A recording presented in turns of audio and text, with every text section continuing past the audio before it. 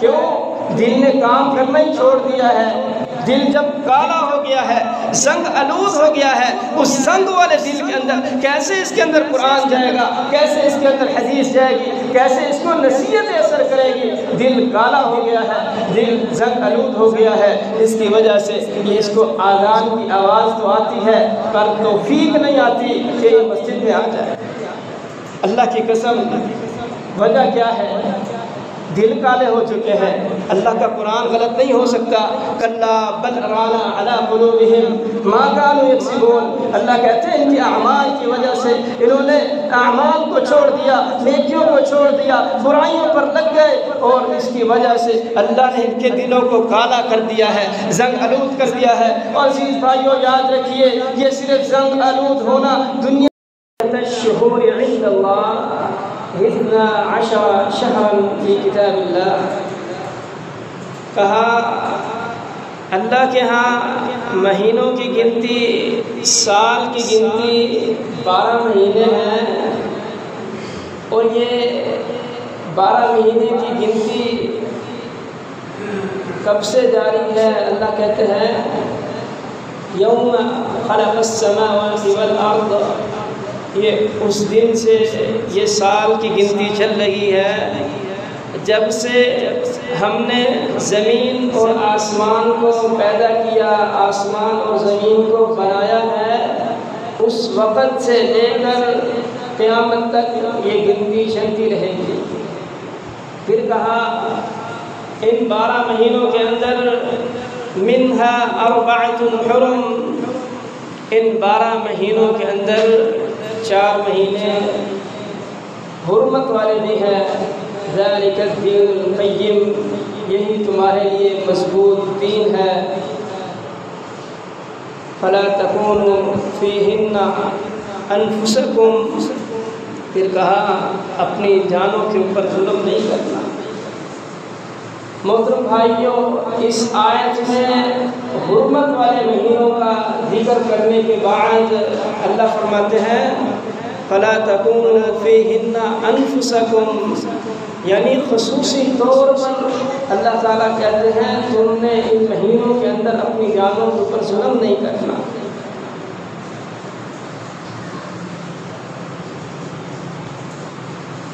ظلم سے مراد جنگ و جدل نہیں کرنا۔ ویسے تو 12 مہینے ظلم زیادتی کرنا منع ہے، لیکن ان 4 مہینوں کی عزت، حرمت اور تقدس کو مدھور خاطر رکھتے ہوئے اللہ رب العزت نے خصوصی طور پر یہ پیغام دیا، یہ فرمایا فَلَا تَكُونُوا فِيهِنَّ أَنفُسَكُمْ، ان حرمت والے مہینوں کے اندر اپنی جانوں پر ظلم نہیں کرنا۔ ظلم زیادتی ہے کیا چیز؟ اللہ قرآن میں کہتے ہیں یسألونک عن الشہر الحرام قتال قل قتال فیہ کبیر، کہا اے پیغمبر یہ آپ سے سوال کرتے ہیں، آپ سے پوچھتے ہیں حرمت والے مہینوں کے اندر لڑائی جھگڑا فساد دنگے کے بارے میں آپ سے پوچھتے ہیں، ان سے کہہ دے قل قتال فیہ کبیر، ان دنوں کے اندر لڑائی کرنا، دنگا فساد کرنا کبیر گناہ ہے، گناہ بھی معمولی نہیں ہے، بڑا گناہ ہے، بہت بڑا گناہ ہے۔ زمانہ جاہلیت میں ان حرمت والے مہینوں کی عزت کی جاتی تھی، احترام کیا جاتا تھا۔ جب اسلام آیا تو اسلام نے بھی اس کی حرمت کو برقرار رکھا، صرف برقرار نہیں رکھا بلکہ ساتھ میں یہ بھی کہہ دیا کہ اس کے اندر کوئی بھی اگر گناہ کریں گے، کوئی بھی غلطی کریں گے، معصیت کریں گے، رب کی نافرمانی کریں گے، کبیر بہت بڑا گناہ ہوگا۔ ظلم سے مراد یہ بھی ہے کہ آپ اللہ کی نافرمانی کرتے ہیں، اللہ کے ساتھ بغاوتیں کرتے ہیں، اللہ نے جو حکم دیا ہے اس حکم کو مانتے نہیں ہیں، اپنی مرضی کرتے ہیں۔ اللہ نے کہا کہ کھڑے ہونا ہے، آپ کھڑے نہیں ہوتے، اللہ نے کہا بیٹھنا ہے، آپ بیٹھتے نہیں ہیں۔ جو کام اللہ رب العزت نہیں مانتے، اپنی مرضی کرتے ہیں، یہ ظلم اور زیادتی ہے، یہی فساد ہے۔ اللہ تعالیٰ نے اس لیے کہا فَلَا تَظْلِمُوا فِيهِنَّ أَنفُسَكُمْ، اپنی جانوں کے اوپر ظلم نہیں کرنا۔ علامہ ابن کثیر حضرت عباس رضی اللہ تعالیٰ عنہ سے قول نقل کرتے ہوئے کہتے ہیں ویسے تو پورے 12 مہینے ظلم زیادتیاں کرنا، رب کی نافرمانی کرنا حرام ہے، لیکن جب یہ ایام آ جاتے ہیں، یہ مہینے آ جاتے ہیں، حرمت والے مہینے جب شروع ہو جاتے ہیں، اس وقت نافرمانی کرنا یہ حرام تو ہے ہی ہے، لیکن اس کا گناہ بھی بڑھ جاتا ہے۔ اس کے اندر آپ کوئی گناہ کریں گے، عام دنوں میں عام مہینوں میں گناہ کریں گے، ایک گناہ کے بدلے ایک گناہ لکھا جائے گا، لیکن جب یہ حرمت کے مہینے شروع ہوتے ہیں، ایک گناہ کے بدلے کئی گناہ آپ کے کھاتے میں آ جاتا ہے۔ ایسے ہی نیکیاں بڑھا دی جاتی ہیں، گناہ بھی بڑھ جاتے ہیں ان مہینوں کے اندر۔ ان مہینوں کو اللہ نے فضیلت کیوں دی؟ یہ اللہ تعالیٰ کی شان ہے، اللہ جس کو چاہے فضیلت دے دے۔ آپ فرشتوں کو دیکھ لیں، فرشتوں میں اللہ نے بعض فرشتوں کو بہت زیادہ فضیلت دی ہے، ان کو منتخب کر لیا ہے۔ اسی طرح آپ لوگوں میں دیکھ لیں، اللہ نے لوگوں میں سے بہترین اور عمدہ لوگوں کو انبیاء کا انتخاب کیا، اللہ نے چن لیا۔ اسی طرح اللہ تعالیٰ نے کلاموں میں سے، اپنی باتوں میں سے قرآن عظیم کو، قرآن مبین کو، اپنی کلام کو منتخب کیا، چن لیا ہے۔ اسی طرح آپ دیکھیں مہینوں میں سے اللہ نے رمضان کو منتخب کیا ہے، رمضان کی بہت زیادہ فضیلت ہے۔ راتوں میں دیکھیں لیلۃ القدر کی اللہ نے بہت زیادہ اس کی فضیلت بیان کی ہے۔ آپ دنوں میں دیکھ لیں جمعے کے دن کی بہت زیادہ فضیلت ہے۔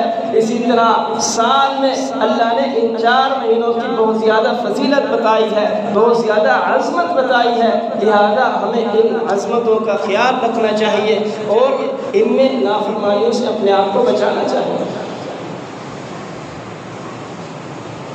عزیز بھائیوں یاد رکھیے اللہ نے یہاں کہا فَلَا تَظْلِمُوا فِيهِنَّ أَنفُسَكُمْ، اپنے آپ کو، اپنی جانوں کو ظلم زیادتی سے بچانا ہے۔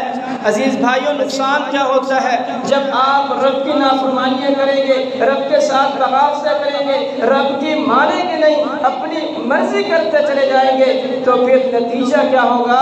آپ کے اوپر دین اثر نہیں کرے گا، قرآن آپ کے اوپر اثر نہیں کرے گا، حدیث آپ کے اوپر اثر نہیں کرے گی، پھر نتیجہ کیا ہوگا؟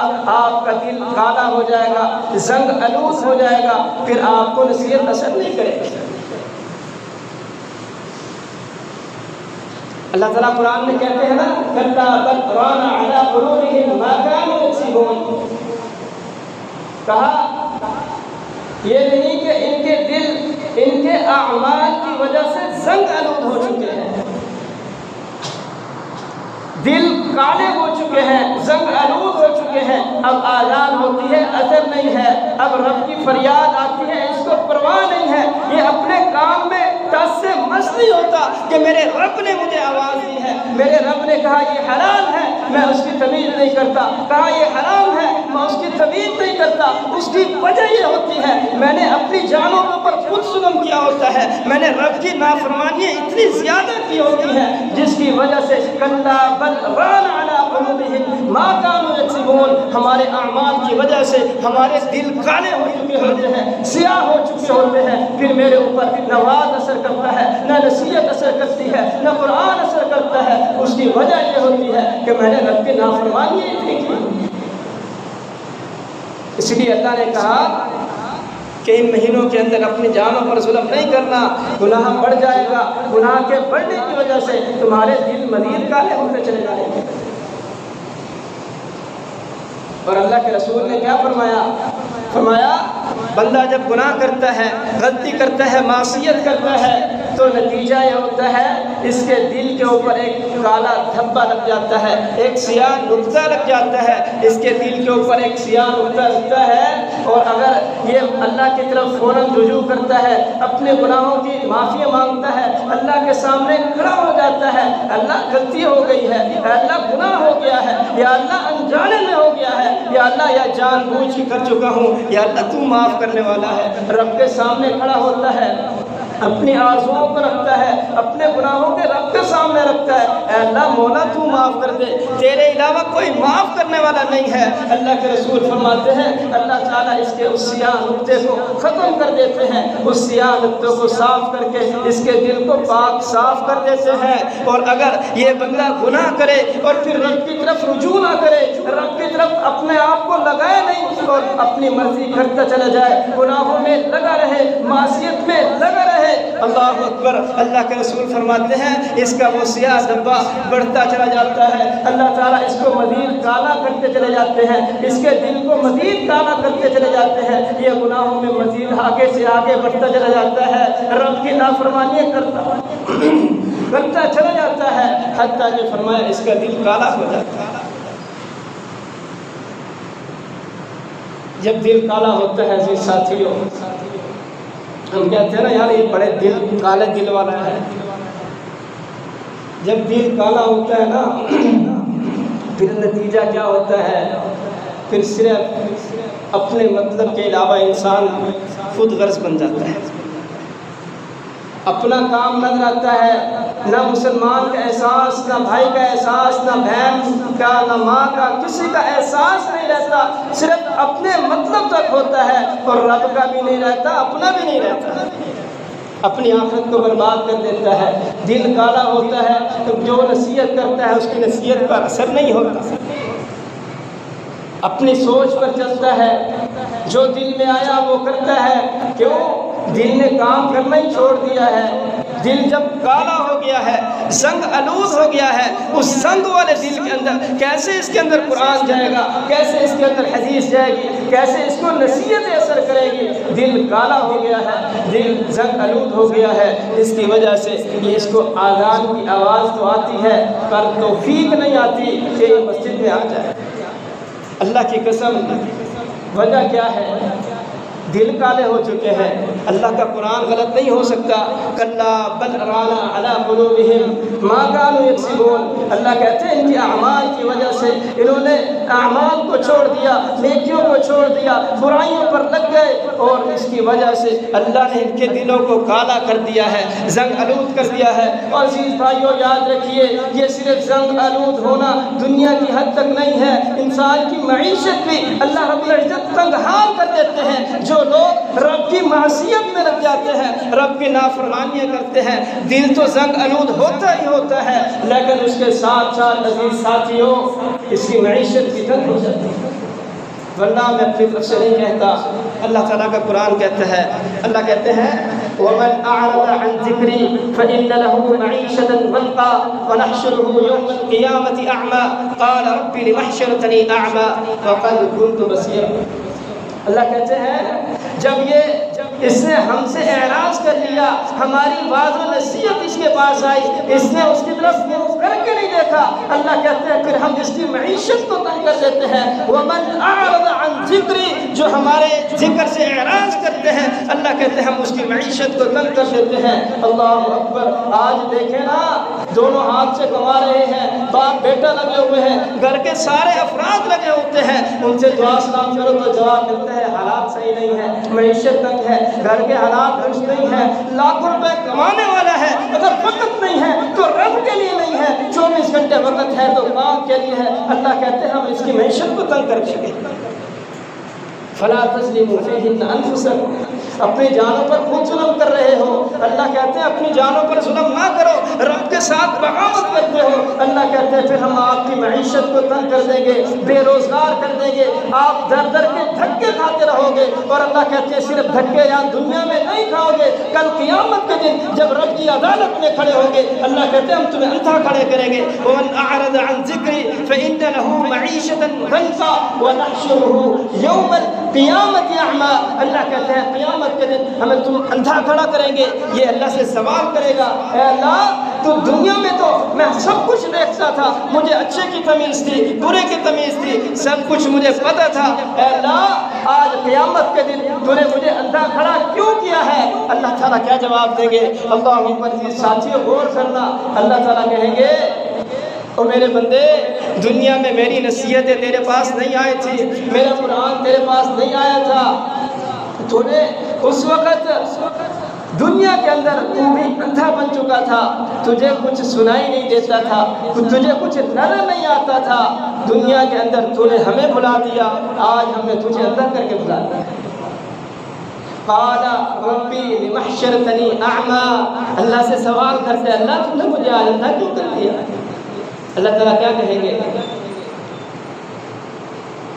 قال رب لم حشرتني اعمى وقد كنت بصيرا قال كذلك، اللہ کہتے ہیں قال كذلك اتتك آیاتنا فنسيتها وكذلك اليوم تنسى، اللہ کہتے ہیں ہماری آیتیں تیرے پاس نہیں آئی تھی، فلا تظلموا فيهن انفسكم کی آیتیں نہیں آئی تھی، اپنی جانوں پر ظلم نہیں کرنا کی آیتیں نہیں آئی تھی، تو نے اس وقت ان آیتوں کو بھلا دیا، آج ہم نے تجھے اندھا کر کے بھلا دیا ہے۔ اللہ اکبر۔ ساتھیوں، بات کرنے کا مطلب یہ ہے کہ حرمت والے مہینے ان کے اندر گناہ بھی بڑھ جاتا ہے، نیکیاں بھی بڑھ جاتی ہیں، اس لیے اللہ نے خصوصی کہا فلا تظلموا فیہن انفسکم، اپنی جانوں پر ظلم نہیں کرنا۔ اور عزیز بھائیو یاد رکھیے، رب کے نافرمانیے، رب سے بغاوتیں اور رب کی نہ ماننے سے اللہ رب العزت نعمتوں کو بھی چھین لیتے ہیں، نعمتیں بھی انسان سے چھن جاتی ہیں۔ آپ دیکھیں نا، اما حوا اور آدم علیہ السلام، ہلکی سی غلطی ہو گئی، معمولی سی، اللہ نے کہا قلنا یا آدم اسکن انت وزوجک الجنہ وکلا منہا حیث شئتما رغدا ولا تقربا هذه الشجرہ، کہا جنت میں جہاں سے چاہو کھاؤ، کوئی روک ٹوک نہیں ہے، نعمتیں جنت کی اتنی ملی ہوئی، اللہ اکبر، کہا ولا تقربا هذه الشجرہ، اس درخت کے قریب نہیں جانا، یہ درخت اس سے منع کر رہا ہوں، باقی پوری جنت تمہاری ہے، جہاں سے چاہو کھاؤ۔ لیکن شیطان کے بہکاوے میں آ گئے، رب کی ایک غلطی کی تھی، ایک نافرمانی کی تھی، اللہ اکبر، اللہ تعالیٰ نے کیا کیا؟ ساری نعمتیں چھن گئی، جنت سے نعمتوں کا چھن جانا، پھر دنیا میں اللہ نے بھیج دیا اور کہا اب دنیا کے اندر جا کر اعمال کرو گے، جو تم میں سے اچھا اعمال کرے گا اس کا ٹھکانہ دوبارہ واپسی جنت، پھر دوبارہ نعمتیں ملیں گی۔ عزیز بھائیوں، ہم ذرا یہاں رک کر اپنا محاسبہ کریں، ہم رب کی کتنی نافرمانیاں کرتے ہیں؟ کبھی سوچا اللہ کی کتنی نعمتیں ہمارے پاس ہیں؟ اللہ کہتے ہیں اگر تم گننا چاہو تو گن نہیں سکتے، اتنی نعمتیں اللہ رب العزت کی، اس کے باوجود ہم کتنی نافرمانیاں کرتے ہیں۔ عزیز بھائیوں، سوچنے کا مقام ہے۔ اللہ تعالیٰ نے ایسے تو نہیں کہا نا فلا تظلموا فیہن انفسکم، اپنی جانوں پر خود ظلم نہیں کرو۔ عزیز بھائیوں، یہ محرم کا مہینہ چل رہا ہے، یہ بھی حرمت کے مہینوں میں سے ایک مہینہ ہے۔ آپ دیکھیں گے کچھ لوگ اس مہینے میں مادی لباس پہنے ہوئے ہوں گے، لوہا کر رہے ہوں گے، سینہ کوبی کریں گے، نہ جانے اور کیا کچھ کریں گے۔ عزیز بھائیوں یاد رکھیے، یہ لوہا کرنا، یہ گربان چاک کرنا، یہ سارے جہلیت کے کاموں میں سے، اس کا شریعت سے کوئی تعلق نہیں ہے۔ اللہ کے رسول صلی اللہ علیہ وسلم نے فرمایا میری امت میں 4 کام آ جائیں گے اور ان کو پتہ بھی ہوگا، ان کو بتایا جائے گا کہ یہ جہلیت کے کام ہیں، جہلیت کے دور کے کام ہیں، ان کو چھوڑ دو، پھر بھی کو نہیں چھوڑیں گے۔ ان میں سے پہلا کام کیا ہوگا؟ کہا پہلا کام حسب نسب پر فخر کریں گے۔ جہلیت کے کاموں میں سے سب سے پہلا کام یہ ہے کہ اپنے حسب نسب پر، اعلیٰ خاندان پر فخر کریں گے، یہ جہلیت کے کاموں میں سے یہ کام ہے۔ تمہیں دوسرا جو ان کے اندر میری امت میں آ جائے گا وہ یہ ہے کہ دوسرے کو حقیر سمجھیں گے، اپنے آپ کو اچھا جانیں گے، اپنے خاندان کو اچھا سمجھیں گے، دوسرے کو حقیر سمجھیں گے۔ فرمایا جہلیت کے کاموں میں سے دوسرا کام ان کے اندر آ جائے گا۔ فرمایا تیسرا جہلیت کے کاموں میں سے کام آئے گا وہ کیا ہوگا؟ ستاروں سے فعال معلوم کریں گے، قسمتیں معلوم کریں گے، یہ جہلیت کے کاموں میں سے۔ اور فرمایا چوتھا کام جہلیت کے کاموں میں سے لوہا کریں گے، گریبان چاک کریں گے، واویلا کریں گے، یہ جاہلیت کے کاموں میں سے کام ہے۔ اور کہا ان کو پتہ بھی ہوگا، ان کو بتلایا بھی جائے گا، لیکن یہ نہیں چھوڑیں گے۔ عزیز بھائیو، آج کیا نہیں ہو رہا؟ یہ جاہلیت کے کام نہیں ہو رہے، خاندان پر فخر نہیں کیا جاتا، ستاروں سے یہ نجومی جو بیٹھے ہوتے ہیں نہ جانے کیا کیا کچھ بتا رہے ہوتے ہیں، کیا نہیں کیے جاتے؟ لوہا آج نہیں کیا جاتا۔ عزیز ساتھی، یہ سارے کام جہلیت کے کاموں میں سے ہیں، اور ان کا گناہ بھی بہت سخت ہے۔ اللہ کے رسول نے فرمایا جو عورت لوہا کرتی ہے اور اگر وہ اسی حالت میں مر گئی، اگر اس نے اللہ سے معافی نہ مانگی، تو کل قیامت کے دن اللہ رب العزت اس کو تار کوڑ کی قمیض اور بیماری کا لباس پہنائیں گے۔